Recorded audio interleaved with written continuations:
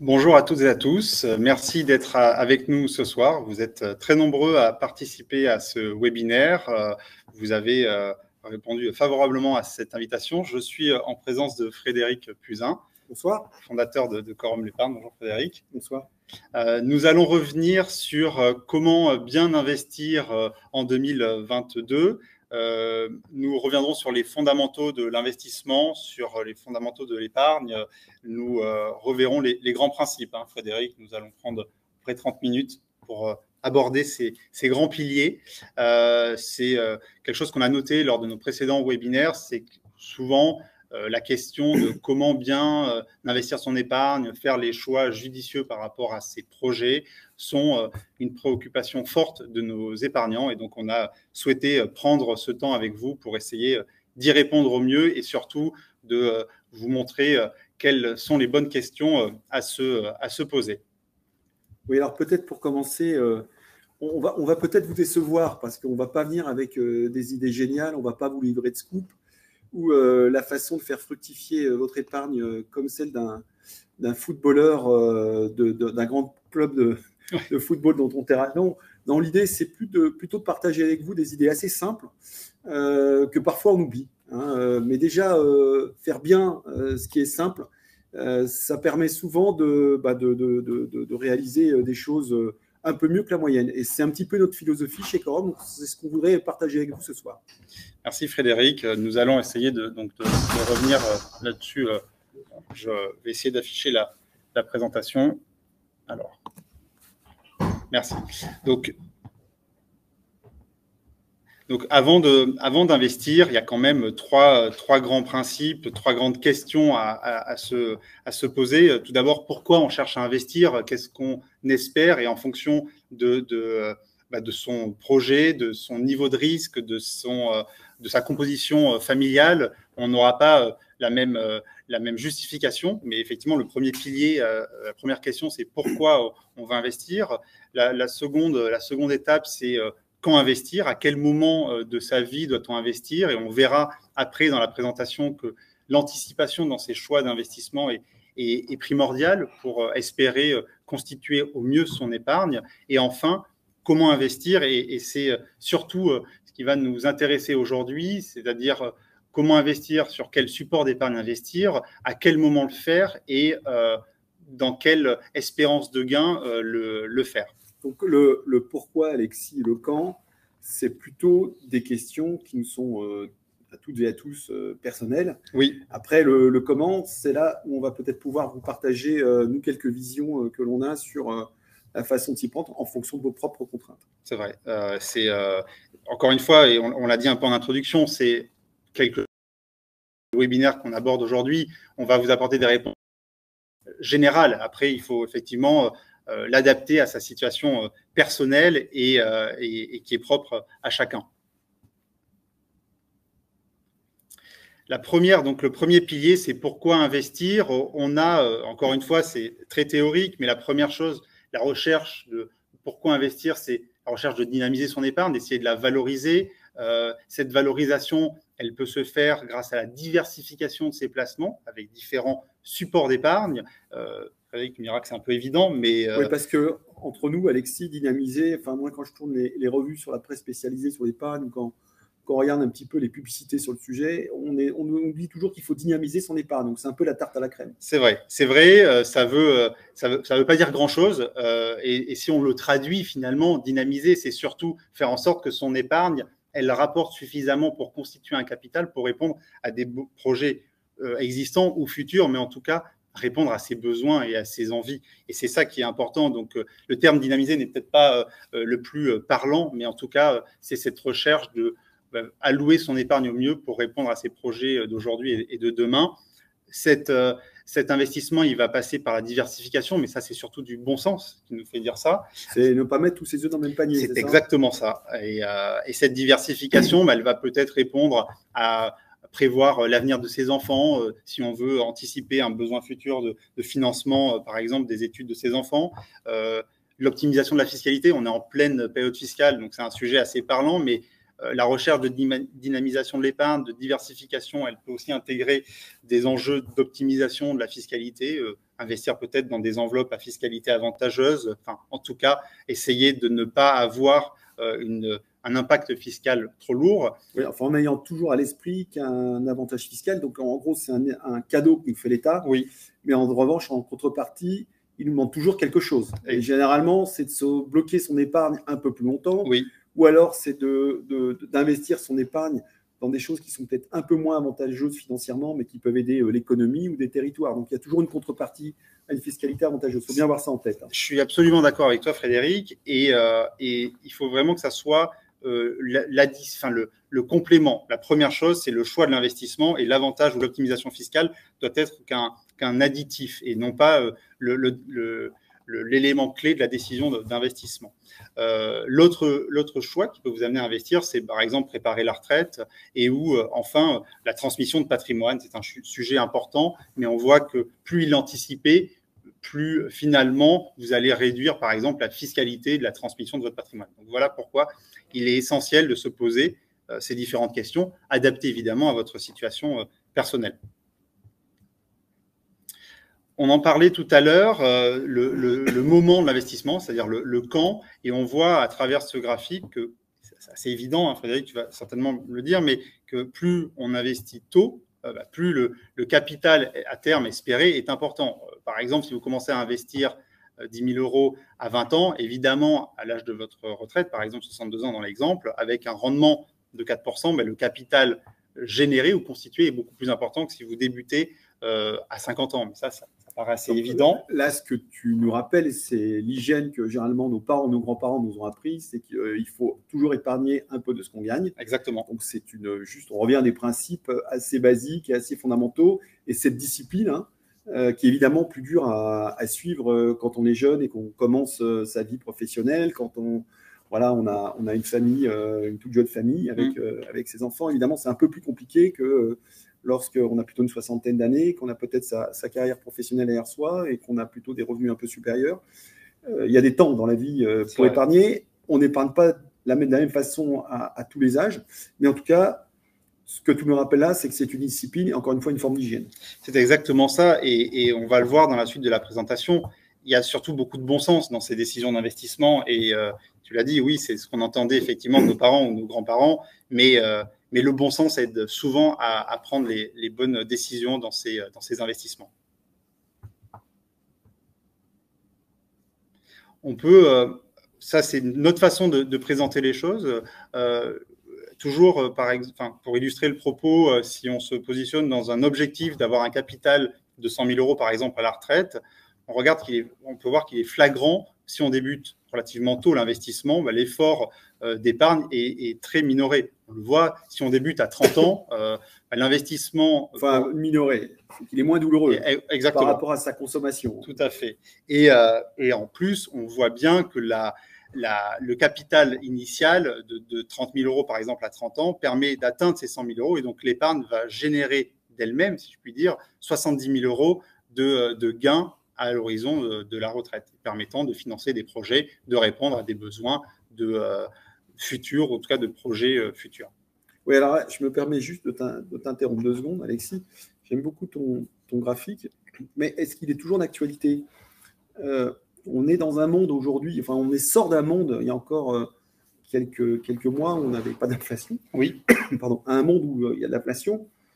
Donc, dans un monde où on a 2, 3, 4% d'inflation, en fait, l'inflation va venir grignoter une partie de ce gain. C'est vrai. Alors, je pensais que tu me poserais cette question un peu plus tard, mais tu devances un peu les slides. Alors, effectivement, l'inflation peut avoir une incidence sur son épargne, mais j'ai envie de dire, au contraire, si on a cette crainte ou si on redoute l'inflation, autant investir le plus tôt possible pour venir contrer ce risque que son épargne qui serait non investie ne soit pas suffisamment rentable pour couvrir l'incidence de l'inflation. Et c'est surtout ça qu'il faut bien voir. C'est au lieu de craindre quelque chose, de le subir, il faut faire ces choix d'investissement relativement tôt pour éviter de subir là l'inflation. Ça pourrait être demain d'autres risques, mais effectivement, l'anticipation et en tout cas la prise de décision d'investissement tôt permet de limiter l'impact de l'inflation. Alors, on va quand même juste tous se rappeler et partager ce qu'est l'inflation. Ouais.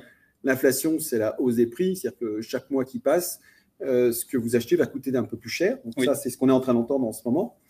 Et donc, à pouvoir d'achat équivalent, enfin à revenu équivalent, vous allez avoir moins de pouvoir d'achat. C'est-à-dire que votre capacité à acheter des biens, des services, peut-être de l'immobilier, elle va baisser. Donc, il faut lutter contre ça. Et pour lutter contre ça, il faut faire des placements qui rapportent plus que l'inflation. Exactement. Et c'est aussi pour ça que la diversification elle est importante, parce que se concentrer sur un seul placement, ça peut aussi présenter un risque et on n'est pas certain de faire le bon choix face à l'inflation. Et donc, de diversifier, ça a du sens. Et cette diversification, elle peut se faire à travers un panel finalement de grands principes de l'épargne. On le voit sur le graphique du haut de votre écran. On part de l'épargne la moins risquée à l'épargne la plus risquée. L'épargne la moins risquée, c'est par exemple le livret A, mais qui a le rendement aussi le plus bas. Alors le livret A, on va peut-être rappeler ce que c'est pour tous. Hein. On a peut-être oublié. Le livret A, ça a été créé à la fin du 19e siècle. C'est en fait l'État qui va garantir les banques sur le capital que vous placez. Et il va garantir non seulement le capital, mais aussi le revenu. Donc il va donner un taux auquel votre argent va être rémunéré. Évidemment, l'État derrière, il va utiliser indirectement cet argent, donc il ne va pas vous payer votre placement très cher, mais la contrepartie d'une très faible rentabilité, c'est votre capital est garanti. Et donc, généralement, il y a toujours une chose qu'il faut bien observer, c'est que le taux du livret A, il ne faut pas qu'il soit trop en dessous de l'inflation, parce qu'autrement, ça veut dire que, par rapport à ce qu'on s'est dit tout à l'heure, vous allez grignoter, votre capital va être grignoté par l'inflation. Donc, en ce moment, on a une inflation en tendance annuelle qui est 3-4%, avec un livret A qui est un petit peu au-dessus de 1%. Au-dessus de 1%, vous voyez que sur une année, vous allez vous faire grignoter l'équivalent de 2% de pouvoir d'achat avec le capital que vous avez placé avec ce livret A. Donc voilà un petit peu pour éclairer et revenir sur le lien entre inflation, placement, capital garanti.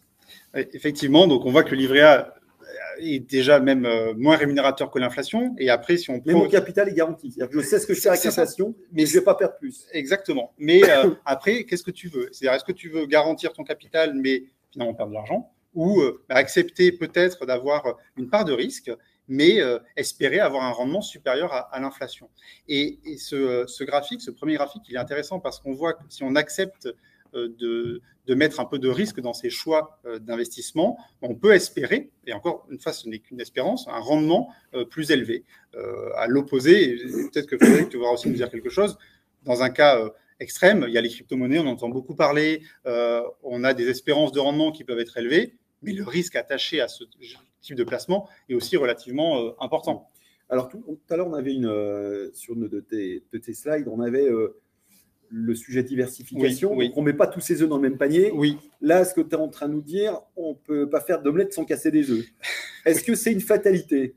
Non, mais c'est vrai que il y a cette diversification et elle est importante. Et tu le dis, oui, on peut se tromper. Et c'est pour ça que la diversification, elle va réduire l'incidence de ses erreurs dans son choix d'investissement ou de répartition de son épargne. Pour avoir un peu plus de rentabilité. Exactement. Et c'est tout l'intérêt de diversifier. C'est-à-dire que si un de ces placements qui va nous ramener un peu plus que le livret A avait un problème avec une perte en capital, en le mutualisant avec d'autres types de placements, dans une allocation, on va pouvoir le pondérer et peut-être le compenser par des gains supérieurs. Mais au bout du compte, dans le rendement global, la rendement global doit être supérieur à ce qu'on pourrait obtenir avec le placement non risqué comme le livret A. Et c'est ça qui est important, c'est de bien voir que aucun épargnant va avoir une boule de cristal et faire un choix sur une seule typologie d'investissement, c'est relativement risqué. Mais si on a suffisamment bien diversifié, l'espérance de gain est significativement plus importante. Il y a un graphique intéressant, on en a déjà parlé, mais c'est la comparaison, par exemple, d'un rendement du livret A avec un rendement d'une assurance vie qui proposerait une performance de 4% par an. On voit sur une échelle de temps d'une vingtaine d'années, le gain en capital, le gain espéré en capital est beaucoup plus significatif sur l'assurance vie. Tu vas me dire, c'est évident parce que ça rapporte 4% par rapport au livret A qui rapporterait qu'un 1%, mais c'est là où c'est déterminant, c'est de bien choisir ses supports d'épargne par rapport à ses projets futurs, par rapport à ses objectifs. Et encore une fois, oui, l'assurance vie en unité de compte ne propose pas de garantie en capital, mais si dans votre niveau de risque accepté, vous êtes prêt à aller vers ce genre de support, l'espérance de gain est significativement plus élevée. Voilà, excuse-moi Alexis, mais là tu viens de prononcer un mot, moi qui bloque un peu, tu viens de parler d'unité de compte. Oui, c'est vrai. Unité de compte, c'est quoi? Ça veut dire quoi? Alors, c'est vrai, on peut revenir dessus. Dans l'assurance vie, vous avez on va dire, deux grands piliers, la partie fonds en euros, qu'on peut comparer au livret A. Hein. C'est la partie garantie, c'est-à-dire que c'est la partie qui investit dans des obligations d'État, qui vous garantit votre capital investi, ouais, mais alors, qui a garantie de capital investi, alors, parce qu'on considère que les États ne peuvent pas seront payeurs, c'est vrai. Ils vont payer. Enfin, il y a eu dans le passé des États qui n'ont pas payé. On n'a pas si loin que nous la Grèce, mais disons que généralement les États, 99% des cas, payent. Oui. Et en contrepartie de leur qualité de signature, oui. Non, ils vont vous dire je ne vais pas vous rémunérer autant qu'une entreprise qui vient de se lancer et qui emprunte de l'argent. Donc, c'est vrai. En contrepartie de la très bonne signature des emprunts faits par l'État, j'ai peu de rendement. Donc, effectivement, on n'est pas très loin du livret A. Alors, je suis d'accord. Effectivement, aujourd'hui, on considère tous que les États payeront et que le fonds euro est garanti. C'est un principe. Et à côté de ça, donc à côté de ce fonds euro, vous avez des unités de compte. Des unités de compte, c'est vrai que ça ne veut pas dire grand-chose, mais c'est finalement… Je peux même te dire que ça ne veut rien dire. Ça veut rien dire. Comme à des mortels. Alors, mais ça veut simplement dire qu'au lieu d'investir dans la partie garantie, vous allez répartir votre épargne sur différents supports. Par exemple, notre contrat Quorum Life permet d'investir dans de l'épargne immobilière, dans des fonds obligataires. Donc, oui, vous n'avez pas de garantie en capital, mais vous avez une diversification qui vous permet d'atteindre cette espérance de rendement supérieure au fonds en euros. Et c'est là où je veux vraiment insister sur l'importance de diversifier, parce qu'on voit bien qu'on oppose une garantie théorique en capital à une partie qui n'est pas garantie, mais l'espérance de rendement de ces deux piliers est totalement différente. Et c'est là où il y a vraiment un besoin de poser votre projet d'investissement pour déterminer si vous êtes prêt à accepter ce risque. Ouais, alors on va peut-être aussi revenir sur les fondamentaux, parce que le livret A, il a quand même un autre avantage. Oui. Bon, le capital est garanti, ça ne me rapporte pas grand-chose. Par contre, je peux retirer mon argent à tout instant. Donc, il est liquide. Oui. La petite différence on comparait ça tout à l'heure avec l'assurance vie, tu parlais de l'assurance vie en euros. Oui, c'est vrai. Donc là aussi, j'ai un capital garanti. Oui. Ça me rapporte un peu plus. Ouais. Un peu plus. Oui, un peu plus. Alors, j'ai un avantage de moins que l'assurance vie, c'est-à-dire que normalement, pour avoir l'avantage fiscal, il faut que je bloque mon argent pendant 8 ans. Alors, il n'empêche que je peux le retirer à tout instant, mais si je retire à tout instant, je n'ai pas l'avantage fiscal. Exactement. Donc, en gros, c'est pas un peu on ne fait pas le choix entre la peste et le choléra. C'est pas du tout ce que je veux dire, mais il y a toujours une contrepartie. Ouais. C'est-à-dire qu'avec un espoir de rendement un peu supérieur, peut-être dans les unités de compte, et c'est pas sûr, en contrepartie, j'ai un gain fiscal potentiel qui va quelque part m'améliorer ma rentabilité parce que je ne suis pas fiscalisé sur mon revenu, sur les gains que je vais faire avec ce placement. En revanche, il faut que je reste bloqué pendant 8 ans. C'est ça. Et c'est finalement une contrainte supplémentaire pour une espérance de gain qui n'est pas tellement beaucoup plus significative. Alors, surtout si on paye des frais pour entrer dans un contrat d'assurance vie. Ça, c'est embêtant. Il y a les frais d'entrée, on ne va peut-être pas parler des frais de gestion, mais c'est vrai qu'il y a une superposition de frais qui finalement ne rend pas un intérêt absolu à ce genre de placement. Alors, quoi d'autre? Alors, on a décidé effectivement, nous, alors le groupe Quorum l'Épargne, vous le savez certainement, on a deux grands piliers d'épargne. On a l'épargne immobilière et les fonds obligataires. Et une fois qu'on a déterminé ces placements, là où on veut investir son épargne, il y a la façon de le faire. Alors, comment investir? Oui, et peut-être en deux mots, c'est pourquoi est-ce que le groupe Quorum a décidé de proposer aux épargnants ces deux types de produits. Donc, d'un côté, l'épargne immobilière, donc votre épargne est investie dans des immeubles. Et en contrepartie, on vous reverse des loyers sous forme de dividendes. Et puis, on va essayer d'acheter au bon prix pour revendre au bon prix. Alors, les loyers sous forme de dividendes, en fait, c'est les locataires qui assurent le revenu. Et puis ensuite, on va essayer d'acheter à un prix et de revendre à un autre prix pour dégager des plus-values et donc faire fructifier le capital. Donc, il y a ces deux aspects qui viennent composer la performance de l'épargne immobilière. Et ensuite, on travaille toujours avec des entreprises, mais là, on ne leur met plus des immeubles à disposition avec votre épargne, les immeubles qu'on a achetés. On leur prête de l'argent. Cet argent, c'est votre épargne. Et en contrepartie, ils vont payer un intérêt. Et là, notre métier va consister d'abord à sélectionner les bonnes entreprises, à acheter les emprunts à un bon prix, parce qu'il faut savoir que des emprunts, ce qu'on appelle les obligations, ces emprunts qu'émettent les entreprises s'appellent les obligations, elles ont une valeur sur le marché et elles peuvent valoir plus ou moins cher en fonction des circonstances. Ça peut être la situation de l'entreprise, le marché de l'entreprise. Donc, on va essayer de les acheter au bon prix. Des fois, on les achète directement auprès de l'entreprise quand elle lance l'obligation. Ensuite, on va essayer de revendre au bon prix. Là aussi, pour, en plus de l'intérêt, essayer de dégager un gain sur la valeur en tant que telle de l'obligation. Mais chez Quorum, on s'est spécialisé dans ce type de placement parce qu'ils sont simples et directs par rapport à celui qui crée la valeur. En l'occurrence, c'est une entreprise qui va payer un loyer ou qui va payer un intérêt. Et ça, c'est des choses chez Quorum qu'on aime bien parce qu'on est proche de l'économie réelle. On sait d'où l'argent vient. Alors d'abord, c'est votre épargne. Hein. On sait qu'on l'emploie dans l'économie réelle, des choses qu'on peut voir, des entreprises connues, dans des immeubles qui sont dans des villes, enfin des choses qu'on peut toucher. Et derrière, on a concrètement un retour directement sur les comptes bancaires de vous, épargnants, soit à travers un dividende mensuel pour les CPI, ça peut être aussi sur les fonds obligataires, dans certains cas, on peut aussi payer un dividende mensuel. Et puis dans le cadre de l'assurance vie, ça vient se cumuler avec le temps, ces revenus, et puis vous bénéficiez du capital au bout de 8 ans, à la fin de la période fiscale de blocage, au bout de laquelle vous serez partiellement fiscalisé. Et merci Frédéric. En plus, tu dis quelque chose qui est assez recherché aujourd'hui, c'est donner du sens à son épargne, c'est de comprendre comment est investi son épargne, et aussi bien sur la partie immobilière qu'obligataire, la transparence qu'on essaie de prôner et qu'on livre à nos épargnants, c'est de vous dire qu'est-ce qu'on fait de votre épargne, dans quoi on investit et comment on investit. Et pour nous, c'est essentiel, c'est déterminant dans nos choix d'investissement, mais c'est aussi important pour vous pour savoir qu'est-ce qui a permis finalement de générer votre épargne, en tout cas la croissance de votre épargne. Parce que depuis tout à l'heure, on se dit que c'est important, c'est essentiel de bien déterminer comment investir, mais je pense que c'est aussi important de savoir comment on a gagné de l'argent. Oui, parce que ça vous permet aussi par vous-même d'appréhender les risques. Voilà. C'est ça. Si vous allez sur notre site internet, si vous allez voir dans notre épargne immobilière, par exemple, nos SCPI, vous allez voir la liste des immeubles, qui sont les locataires, vous aurez le nom des entreprises, vous allez voir souvent ces entreprises, elles vous parlent. C'est la même chose pour nos fonds obligataires, vous allez voir à quelle entreprise on a prêté l'argent, les entreprises souvent que vous allez connaître. On vous fait une petite synthèse sur l'activité de l'entreprise. Et ça nous paraît particulièrement important parce que vous aussi, vous êtes à même de mesurer les risques qui est pris pour votre épargne.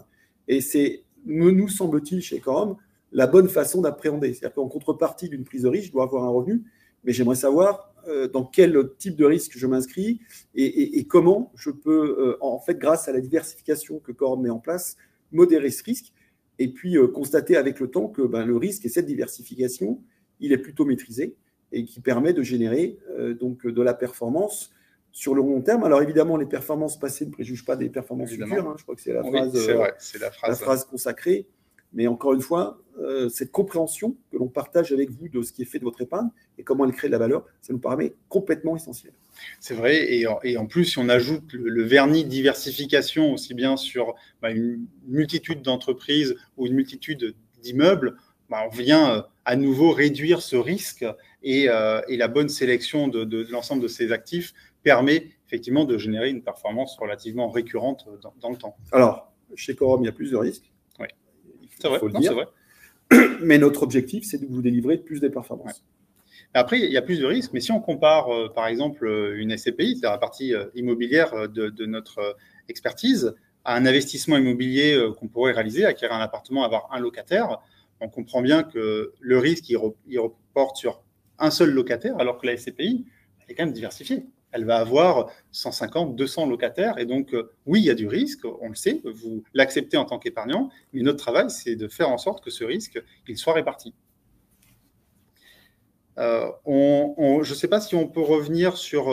tu veux revenir sur les SCPI, Frédéric, ou on en s'est dit non. Mais ce qui est intéressant sur la slide 3, c'est qu'on voit bien que dans l'échelle du risque, voilà, nous, on s'est positionné au milieu. Et au-delà de ça, sur des choses que l'on comprend et qu'on peut vous faire partager et que vous-même, vous êtes à même de comprendre, on n'est pas complètement sur la droite, parce que personnellement, je ne comprends pas tout ce qui se passe sur la droite, puisque c'est ce qui est sur la gauche. En fait, pour acheter du livret A ou de l'assurance vie en euros, vous n'avez pas besoin de nous. Voilà, l'offre, elle est pléthorique, le capital est garanti, on sait tout ce que c'est qu'un livret A, ou l'assurance vie dans sa forme classique en euros, même si le terme est un peu technique. Et donc, nous, notre expertise, c'est un peu plus de risque pour une espérance de gain un peu plus forte. Merci, Frédéric. Alors, je vois qu'on avance un peu sur le temps. On peut revenir, par exemple, sur une comparaison. Alors, c'est une autre façon de voir les choses et c'est intéressant de revenir sur cet exemple. Dans cet exemple, on va comparer le versement dans un contrat d'assurance vie d'un montant initial de 10 000 euros et regarder ce que ce capital est devenu au bout de 20 ans si le contrat a rapporté 4%. On voit que si on verse 10 000 euros au départ, 20 ans après, bah, ce capital a généré quasiment 12 000 euros de gains. Votre épargne vous a permis de gagner finalement ces 12 000 euros supplémentaires. Mais on en a un peu parlé tout à l'heure, ce qu'on peut aussi faire, en plus de ces versements initiaux, et ça c'est bien parce que ça permet d'anticiper un besoin futur, c'est de mettre en place des versements complémentaires. Et dans cet exemple, on voit que si on arrive à faire un versement, par exemple, mensuel de 150 euros par mois, en complément d'un versement initial de 10 000 euros, à terme, le gain en capital est beaucoup plus significatif parce qu'il passe de 12 000 euros à quasiment 30 000 euros. Et c'est ça qui est important. Alors, ça dépend des situations personnelles de chacun, mais si on arrive à anticiper ou démarrer tôt sa constitution d'épargne et si on peut y ajouter une épargne mensuelle additionnelle, le capital constitué à terme est beaucoup plus important. Vous me direz oui, c'est évident parce qu'on va faire cet effort personnel. Alors là, c'est ça, tu nous demandes de faire un effort d'épargne, mais avec un seuil de la douleur. Exactement. C'est-à-dire que, voilà, qui doit être acceptable par rapport à ses revenus, ouais, à ceux dont on a besoin pour vivre. Et pour vivre, c'est tout le spectre de la vie, c'est-à-dire entre les besoins vitaux et puis les loisirs et les projets très, très présents. Oui. Voilà, il faut faire en sorte d'avoir un petit reliquat qu'on n'utilise pas et qu'on va placer. Et ça doit être une forme qui doit être, que je vais qualifier sans douleur, un petit peu sans s'en rendre compte. Alors, ça peut être pour certains 150 euros, ça peut être pour d'autres 50, ça peut être pour d'autres en fonction de ses revenus 500 ou 1000 euros ou plus. Mais en tout état de cause, s'astreindre, c'est ce dont on parlait tout à l'heure, à cette hygiène au niveau de son épargne. On épargne un petit peu comme M. Jourdain. Il ne faut pas que ce soit trop pénalisant dans sa consommation, dans sa vie, mais ça permet véritablement de se constituer un matelas qui, avec le temps, va se valoriser. Et c'est ça. Et en fait, on peut décider de le faire, à un moment de le suspendre aussi. Et cet effort, il doit être fait sans douleur. C'est-à-dire que c'est une constitution progressive si on fait la transcription avec nos solutions d'épargne.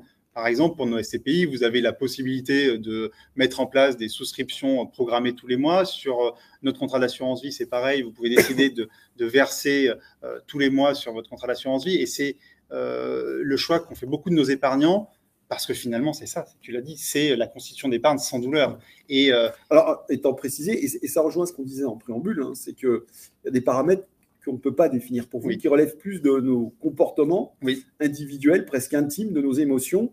Le seuil de la douleur de l'épargne, on n'est pas tous confrontés au même seuil de la douleur les uns et les autres. Hein. C'est vrai. Pour certains, consacrés, et ce n'est pas forcément une question de revenus d'ailleurs, hein. Pour certains, consacrés, même avec des revenus modestes, 20% de leur revenu à l'épargne, c'est absolument pas une douleur. Au contraire, c'est psychologiquement une façon de se sécuriser, de se rassurer. Pour d'autres, avec des revenus supérieurs, 5%, c'est aux 5% qui ne pourront pas consommer et ça va être une véritable souffrance. Là-dessus, on ne peut pas vous aider. Il y a juste quelques règles un peu basiques, mais ce qu'on peut vous recommander quand même, c'est essayer de constituer ce matelas d'épargne régulière. Voilà, c'est ce qu'on disait tout à l'heure, c'est une forme d'hygiène. Et c'est vraiment sur le long terme que vous allez pouvoir en bénéficier. C'est vrai. Le deuxième point, ça peut être si on ne recherche pas cette constitution progressive, c'est par exemple utiliser le crédit, on n'en a pas parlé, mais si on veut limiter en tout cas la mobilisation de son épargne déjà constituée, on peut aussi recourir par exemple pour acquérir des parts de SCPI à un emprunt bancaire pour acquérir des parts de SCPI comme on le ferait pour acquérir un bien immobilier assez classique. Alors là, il faut déjà avoir un tempérament un peu plus risqué, non ? Exactement, c'est ça. Mais on l'a dit depuis tout à l'heure, c'est vraiment très personnel. C'est quelle relation vous avez vis-à-vis de votre épargne, comment vous voyez les choses. Est-ce que vous préférez avoir cette épargne progressive tous les mois avec cet effort de versement, ou plutôt se dire je veux garder un capital de sécurité et plutôt utiliser un emprunt bancaire pour acquérir par exemple des parts de SCPI. C'est très propre à chacun.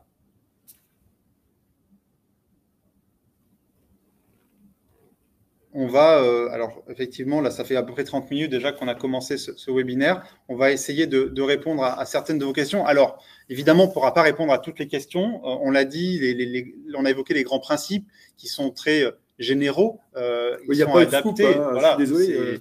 Ce soir, il n'y avait pas de scoop, Alexis. Non, malheureusement. Enfin, c'était prévisible. Mais ce qu'on a, en tout cas, ce que j'espère qu'on a réussi à vous montrer, c'est qu'il y a l'anticipation qui est essentielle.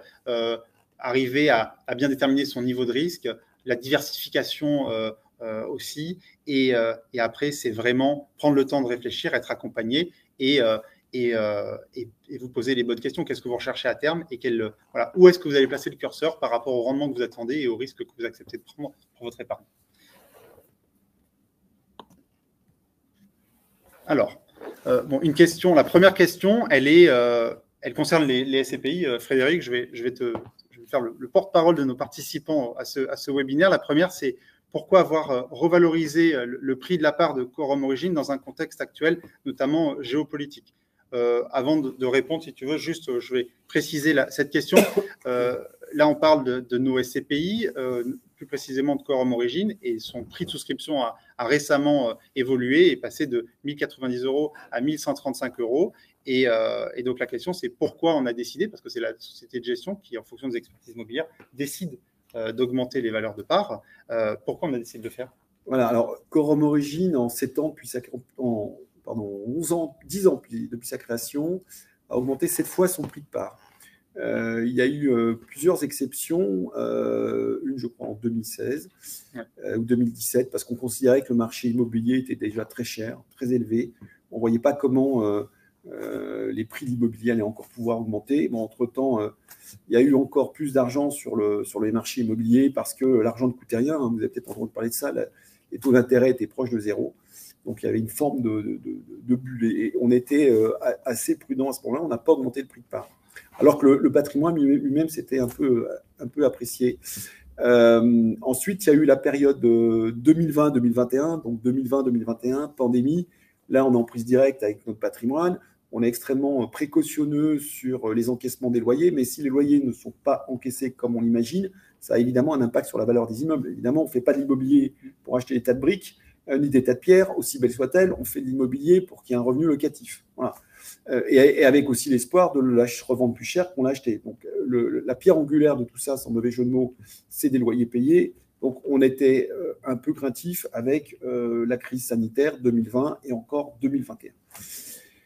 Il se trouve que malgré tout, on a plutôt bien acheté. On a prouvé l'année dernière qu'on était aussi capable de bien vendre, puisqu'il y a des dividendes exceptionnels importants. Sans dévoiler le grand scoop, il risque d'en y avoir à nouveau en 2022. Mais on doit être aussi le garant d'un équilibre. C'est-à-dire que les porteurs existants, les parts qu'ils ont entre les mains de votre SCPI Quorum Origine, elles ont une valeur qui doit être le reflet du patrimoine. Donc, si on n'augmente pas le prix de part, donc la valeur des parts, de façon quand même assez homothétique avec la valeur du patrimoine, on va arriver à un moment où il y aura un décalage complet. C'est-à-dire que les nouveaux porteurs, les nouveaux associés qui vont entrer, vont quelque part pas acheter au vrai prix la valeur de l'action, puisque admettons que la valeur de l'action soit de 100, mais que la valeur représentée du patrimoine pour une part soit de 110, les nouveaux arrivants vont faire une bonne affaire de 10% sur le dos des anciens, puisqu'en gros, les nouveaux arrivent avec moins d'argent, donc c'est moins d'argent à investir, et ça s'appelle de la dilution. Voilà. Donc, évidemment, il y a un contexte géopolitique. Pour l'instant, ce contexte géopolitique, c'est vrai qu'il est là. Pour l'instant, voilà, cette guerre, elle est circonscrite à l'Ukraine. Ouais. Le marché immobilier, pourtant en Europe, il se porte à cet instant toujours aussi bien. On avait quand même, au bout de 2 ans, créé beaucoup de valeur dans le patrimoine. Il y a une forte décorrélation entre la valeur de la part et la valeur du patrimoine. Et c'est pour ça que l'on l'a réajusté. Alors d'ailleurs, on aurait pu augmenter la valeur de part beaucoup plus. On a gardé une réserve de précaution. Et pour synthétiser, ce qu'il faut que vous ayez en tête, en tant que gérant, on a une responsabilité, c'est de fixer la valeur de part entre plus 10% et moins 10% de la valeur du patrimoine. Donc on est resté prudent. La valeur de part elle est légèrement inférieure à la valeur réelle du patrimoine. Il reste 1 ou 2% d'écart. Donc vous voyez qu'on a de la marge par rapport à un impact réel. Et donc il faudrait une très forte baisse du marché immobilier pour qu'on soit impacté. On est assez confiant sur notre patrimoine. Voilà. Et après, c'est vrai que personne n'est à l'abri d'un événement que je vais qualifier de géostratégique. Hein, si M. Poutine a envie de pousser ses pions un peu plus loin que l'Ukraine sur l'Europe, voilà, l'Union européenne, je pense qu'on aurait d'autres problèmes que les parts de SCPI. C'est plus global. Mais on a toujours dit aussi qu'une part de SCPI, on saurait l'ajuster quand elle monterait et aussi quand elle descendrait. Notre métier, c'est de faire en sorte qu'elle monte tout le temps et qu'elle ne baisse pas. C'est aussi pour ça qu'on est très prudent dans la collecte de Quorum Origine. Vous savez que Quorum Origine est tu sais, toi, Alexis, Quorum Origine est un produit rare. On limite la collecte pour faire en sorte que cette collecte soit investie dans de bonnes conditions. et afin qu'on ne soit pas contraint d'investir à des prix qu'on considère trop élevés. Donc cette prudence-là, elle est aussi reflétée dans le prix de part. Pour répondre à votre question, c'est que l'augmentation du prix de part, elle est dans un contexte géopolitique, oui, mais elle est aussi dans un contexte de marché immobilier, de fonctionnement des locataires, qui fait qu'aujourd'hui, on a plutôt une bonne visibilité sur ce prix de part. Merci Frédéric. Et c'est vrai que finalement, pour résumer, c'est un principe d'équité. Exactement. Donc, voilà pourquoi, malgré le contexte géopolitique actuel, on a augmenté la valeur de part. Alors, on a beaucoup de questions. Je continue. On est encore sur le volet SCPI. Après, on ira peut-être sur l'autre volet. Peut-on investir en versement programmé sur toutes vos SCPI? Évidemment, c'est une innovation qui date déjà depuis plusieurs années qu'on a apportée au SCPI. Et oui, vous pouvez investir de manière programmée sur toutes nos SCPI. Et vous avez aussi la possibilité de ne pas percevoir les revenus, mais de décider de les réinvestir aussi en fait. Oui, alors ça, c'est très important parce que certains d'entre vous veulent préparer leur retraite. Ils n'ont pas besoin de revenus complémentaires. Ils veulent préparer un projet. Ils n'ont pas besoin de toucher les revenus. Alors, les revenus, vous avez le choix de les toucher tous les mois sur votre compte bancaire. Ça, c'est le service que vous donne Quorum. C'est un service qu'on vous donne gratuitement. Vous avez aussi le choix, avec un clic, de le réinvestir, vos dividendes, de les réinvestir directement. C'est-à-dire que vous ne les touchez pas. Ils sont directement réinvestis dans la SCPI et eux-mêmes vont donner des petits avec le temps. Donc, on va retrouver un petit peu le graphique qu'on a vu tout à l'heure. C'est quelque part se constituer de l'épargne sans s'en soucier. Et... Alors là, c'est vraiment sans s'en soucier, puisque vous n'avez pas de décaissement à faire. C'est les revenus de votre épargne qui eux-mêmes sont réinvestis. Évidemment, tu disais en un clic, ça peut être fait, mais ça peut aussi être suspendu si on a d'autres projets. Enfin, tout ça est relativement simple. Si on passe côté assurance vie, par exemple, une des questions, est-il opportun d'investir au-delà de 65 ans en assurance vie? Je veux que je réponde? Je crois que c'est toi le grand spécialiste de la gestion de patrimoine. Alors, évidemment, oui. L'âge plutôt de bascule, c'est 70 ans en assurance vie, mais j'ai envie de dire que même au-delà de 70 ans, ça reste intéressant d'investir en assurance vie. Et finalement, le seul déterminant, ce n'est pas l'âge, c'est plutôt le projet, votre profil, la constitution de votre patrimoine. Et c'est pour ça qu'il faut prendre le temps de discuter avec votre conseiller pour déterminer les objectifs attendus ou espérés. Et après, oui, vous pouvez tout à fait investir. Les conséquences fiscales sur votre assurance vie changent après 70 ans, mais l'intérêt de l'investissement reste présent. Alors, on a quand même une particularité chez Quorum. Oui. C'est que l'on souscrive en direct ou qu'on l'on souscrive par le contrat, via le contrat d'assurance vie, les frais sont les mêmes. C'est-à-dire que les frais d'accès à la SCPI ou aux fonds obligataires et les frais de gestion des SCPI et des fonds obligataires sont exactement les mêmes dans le contrat d'assurance vie. Il n'y a aucun frais supplémentaire lié au contrat d'assurance vie. Il y a un plus, c'est que le capital est garanti en cas de décès dans l'assurance vie. Il y a un moins, mais qui est propre à tout contrat, c'est que pour bénéficier de l'avantage fiscal, eh bien, vous devez rester 8 ans avec votre contrat. Donc ça, mais c'est un inconvénient qui est propre à toutes les contrats d'assurance vie. Et il y a un petit plus pour l'assurance vie aussi, c'est qu'il y a une garantie de liquidité. C'est vrai. En 2 mois maximum, vous pouvez récupérer votre capital. C'est vrai. Alors, on ne le voit pas souvent dans ces contrats d'assurance vie qu'il y a des frais en plus au contrat. Mais pourtant, ils existent. Ils existent partout, c'est vrai. Et à une exception. Quorum Life. Alors, une autre question. Alors, faut-il miser sur une seule SCPI ou bien diversifier sur plusieurs SCPI? Alors, j'espère que ces 40 minutes passées ensemble vous mettront en avant l'intérêt de diversifier. Enfin, on ne peut pas dire autre chose. Notre stratégie dans la gestion de notre épargne immobilière, c'est de diversifier les pays, les immeubles, les locataires. Évidemment, vous, dans la constitution ou la sélection de vos SCPI, il faut diversifier. Et d'ailleurs, on ne va pas prêcher pour notre paroisse, au contraire, il faut aussi diversifier aux gérants de SCPI. Voilà, là aussi, ça fait partie de la bonne gestion. Donc, chez Quorum, on a 3 SCPI, vous pouvez les panacher alors, en fonction de vos projets, vos sensibilités, de vos convictions personnelles. Je pense que c'est important, hein. D'abord, écoutez-vous vous-même. Il y a des choses que vous comprenez, que vous sentez. Il y en a d'autres que vous ne comprenez pas. Donc, investissez dans votre épargne, dans ce que vous comprenez, ce que vous sentez. Et puis, on est un gérant de SCI parmi d'autres. Donc, il faut savoir aussi répartir entre les différents gérants. Et ça, c'est de la saine gestion. J'ai une question qui risque d'apporter une réponse peut-être un peu longue, mais qui est intéressante. On voit des nouvelles SCPI qui arrivent avec des affichages de zéro frais. On parlait de zéro frais sur notre contrat Quorum Life. Qu'est-ce que tu en penses, Frédéric? Le zéro frais, c'est formidable. sur la première année. Après, l'investissement immobilier pardon, ne fait de sens que si vous le faites sur un horizon de 10 ans. Voilà. Donc, investir en SCPI, il faut rester 10 ans. Et malheureusement, alors ça va être peut-être un scoop ce soir, mais ces SCPI sans frais ou sans trop de frais à l'entrée, oui. D'abord, elles ont des frais que vous ne voyez pas, c'est-à-dire que vous n'avez pas de frais d'entrée, mais chaque fois qu'elles investissent, elles prennent des frais. Donc, quand votre épargne arrive, vous n'êtes pas ponctionné sur votre épargne. Par contre, un prélèvement va être fait sur le montant de l'investissement réalisé. Et généralement, les commissions ne sont pas tellement différentes. Puis ensuite, elles ont pour se rattraper, entre guillemets, parce qu'il faut bien que tout métier... Alors, on va revenir sur des choses assez fondamentales. Tout métier mérite salaire. Hein, et donc, il faut bien que ces sociétés de gestion qui gèrent ces pays vivent. Et donc, elles vont avoir des frais de gestion beaucoup plus forts. Quand elles vont faire des ventes d'immeubles, elles vont aussi avoir des frais beaucoup plus forts. Alors, nous, c'est notre métier, on s'est astreint à faire l'exercice. Au bout du compte, sur la durée de détention, les frais de ces CPI sont bien plus forts. Après, je vois un inconvénient à ces CPI, et je pense qu'il n'est pas assez mis en avant. Les CPI comme celles que vous avez chez Quorum, elles ont des droits d'entrée importants, et ensuite, les frais sont assez limités, puisqu'on prend un pourcentage sur les loyers uniquement encaissés. C'est-à-dire que notre destin est lié au vôtre.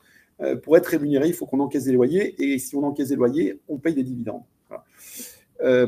Mais en payant des frais d'entrée importants, puis ensuite des frais de gestion plutôt faibles pendant toute la durée de vie de la SCPI, on est sur une chose, nous gérants, c'est que vous allez, parmi ceux qui vont venir rejoindre la SCPI, vous allez rester au moins un certain temps. Parce que si vous rentrez pour ressortir au bout de 2 ans, vous êtes pénalisé parce que vous aurez payé beaucoup de frais d'entrée. Alors vous allez me dire, oui, mais après tout, ça nous permettrait d'être liquide. Et là-dessus, nous, on a une religion. C'est pour bien gérer votre épargne, il faut du temps. Moi, je ne sais pas gérer de l'immobilier en achetant et en vendant pour 2 ans. Donc, si on n'avait pas de frais à l'entrée, on verrait des gens rentrer et sortir en permanence. Et ça pourrait peut-être même poser un problème de liquidité et de gestion de fonds, parce qu'on ne pourrait plus gérer sur le long terme comme on l'a fait dans le passé, et ce qui nous a permis de dégager des plus-values importantes. Donc, nous, on préfère avoir un chargement élevé à l'entrée, puis ensuite des frais assez faibles. Sur 10 ans, ça en fait en coût de gestion un des produits de placement les moins chers du marché, tout produit confondu. Mais l'avantage, c'est qu'entre guillemets, on est entre gens qui partagent une vision long terme de l'épargne et qui partagent le fait que, voilà, nous, on n'est pas des magiciens. On ne sait pas créer de la valeur en un an ou 2 ans. Donc, comment voulez-vous qu'on puisse gérer de la valeur pour 1 ou 2 ans alors qu'on n'est pas capable de faire, que certains joueraient le jeu et placeraient leur épargne comme ils le feraient pour l'immobilier en direct sur 8-10 ans, alors que d'autres feraient plutôt des allers-retours et feraient peut-être même de la spéculation. Donc, voilà pourquoi on est plutôt assez interrogatif sur ce modèle qui consiste à avoir des frais très faibles à l'entrée, beaucoup de frais sur la gestion, puis alors des frais encore beaucoup plus forts sur les cessions. Sans forcément les plus-values. Oui. Donc ça, c'est aussi un autre point. Sur ces pays, vous pourrez constater que lorsqu'il y a des cessions, c'est sur le prix de vente qui est plus-value ou pas. Chez Quorum, on prend des frais à la cession uniquement s'il y a une plus-value supérieure à 5%. Donc, on a fait en sorte que tous les intérêts soient alignés. En tout cas, nous, c'est notre vision des choses. Voilà, on vous la partage. Merci Frédéric. On va essayer de répondre à peut-être 2 questions encore, si tu veux bien. La première, c'est alors un jeune en formation qui souhaite investir pendant son contrat. Que lui conseillez-vous de prime abord et quel accompagnement? Alors, c'est pas évident de répondre à une question aussi personnalisée. J'ai beaucoup parlé, c'est à toi de parler, Alexis. Mais pour répondre au moins à ce point-là, et on l'a dit tout à l'heure, plus tôt l'investissement est démarré, plus la constitution de capital sera indolore ou en tout cas se fera, on va dire, simplement. Et donc, oui, si un jeune en formation qui débute dans la vie active a la possibilité de commencer à préparer son épargne pour des projets futurs, oui, il doit le faire. Et peut-être qu'au départ, son investissement sera plus réduit, c'est évident. C'est ce qu'on disait tout à l'heure. En fait, à l'échelle de chacun, c'est cette discipline. Le mot discipline peut choquer, mais c'est cette hygiène qu'il faut avoir. Voilà, épargner un peu sans que ce soit trop douloureux non plus par rapport à son quotidien. Et on peut le faire dès le plus jeune âge. Ouais. Et on en retrouvera les bénéfices un peu plus tard. Exactement. Et même si on n'a pas déjà d'objectifs ou de projets identifiés, quelque part, cette constitution d'épargne et la valorisation de son épargne, elle permettra de répondre à des projets futurs. Une autre question, peut-on acheter des CPI en donnant la nue propriété aux enfants et garder l'usufruit? Évidemment, c'est possible. Et c'est là où on l'évoquait tout à l'heure, c'est il y a des solutions d'épargne, mais après, ces solutions d'épargne, elles peuvent s'adapter aux besoins de chacun. Alors, cette question... On a parmi nos participants déjà des experts de la SCPI, parce que c'est une question très technique. Elle paraît très technique. Tu peux peut-être juste rappeler à tout le monde ce qu'est l'usufruit, la propriété, le démembrement. Tu as raison, Frédéric, mais c'est vrai que la question est technique. Vous connaissez peut-être le démembrement de propriété immobilière. On le connaît souvent dans un cadre familial. On peut faire la même chose avec les SCPI. C'est-à-dire que les parents, alors c'est plutôt dans cet ordre-là, vont conserver l'usufruit, c'est-à-dire les revenus issus des parts de SCPI, et les enfants, la nue propriété, simplement le droit de posséder les SCPI. Bon, alors pour faire simple, le nu propriétaire, il est propriétaire de la maison. Exactement. Par contre, il ne peut pas habiter dedans. C'est l'usufruitier qui peut habiter dedans. Exactement. Qui peut habiter dedans. Et voilà. Et jusqu'à ou alors, si le bien est loué, c'est lui qui va en bénéficier des loyers. Donc, il y a le propriétaire de la carcasse et il y a le propriétaire, le bénéficiaire des revenus. C'est exactement ça. Voilà. Et au bout d'un certain délai, le propriétaire de la carcasse récupère aussi le revenu attaché. Ça. Et ce délai, il peut être soit déterminé, entre 3 et 20 ans pour nous, ou indéterminé, et là, ça se terminera au décès de l'usufruitière. Alors, c'est des termes juridiques un peu compliqués, mais au bout du compte, c'est assez simple. C'est très simple, et ce qui est très bien, c'est que ça permet souvent pour les parents de conserver le revenu dans un moment, par exemple, où ils seront à la retraite, et surtout au moment du décès de l'usufruitier, de transmettre son capital sans droit de succession. Et on en a parlé tout à l'heure dans les 6 piliers, dans les réflexions qu'on doit avoir lors des choix de l'investissement de son épargne. La transmission de son épargne en était un, et le démembrement de propriété répond parfaitement à ça. Les enfants ne sont donc pas taxés sur les revenus. En plus. Voilà. Donc, ils vont reconstituer la propriété sans avoir payé d'impôts. Exactement. Et voilà, donc c'est plutôt... alors, ça a un intérêt fiscal. Oui. Fiscal, patrimonial, et encore une fois, de préparation, d'anticipation. Et c'est ce qu'on dit depuis le début. C'est ça, c'est prenez le temps, mais prenez le temps assez tôt de réfléchir à qu'est-ce que vous voulez faire avec votre épargne. Oui, je pense que le maître mot de ce partage aujourd'hui, c'est vraiment derrière tout ça, peut-être des termes techniques, mais au bout du compte, il n'y a rien de compliqué. Et souvent, vos problématiques, elles ont déjà été rencontrées par d'autres. Enfin, je pense dans 99% des cas, il n'y a pas tant de cas d'espèces que ça. Et donc, toute la boîte à outils existe ou presque. Après, c'est juste les mots qui peuvent paraître très compliqués, mais dans les faits, ça reste des choses assez simples. Exactement. Merci Frédéric. On essaie de répondre à une dernière question. Mieux vaut investir dans des CPI en direct ou via l'assurance vie? Tu veux mon avis? Oui, je suis curieux. C'est chacun ses contraintes. Donc, pour certains, ça sera mieux de le faire en direct parce que l'avantage fiscal ne leur est pas forcément favorable. Ils préfèrent le traiter différemment pour tout un tas de raisons qui est propre à chaque investisseur. Au contraire, d'autres vont souhaiter être dans l'assurance vie, dans le cadre de l'assurance vie. Alors, encore une fois, la particularité des SCPI qui rentrent dans l'assurance vie quorum, c'est qu'il n'y a pas de frais supplémentaires. Donc, vous avez un lien direct entre le rendement de la SCPI et puis le rendement que vous allez retrouver dans votre contrat. Ça, c'est une particularité très forte. Mais pour moi, il n'y a pas d'autre motivation dans le choix que de bien analyser ses objectifs, ses contraintes d'épargne. Donc, on ne peut pas répondre directement à cette question. Il faut que vous fassiez un bilan un petit peu de votre situation, à la fois personnelle, patrimoniale et fiscale. Exactement ça. Et je pense que tu as tout dit.